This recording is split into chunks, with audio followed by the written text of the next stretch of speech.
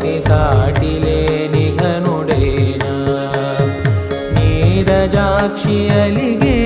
వేళ నుడి విల్లు ముడి వంచగలడా సడే చాలు శత సైన్యాలు నడిపే ధీరుడైనా వసుధావాణి మిథిలావేణి మది వెనుక పలుకు పలుకులెరుగగల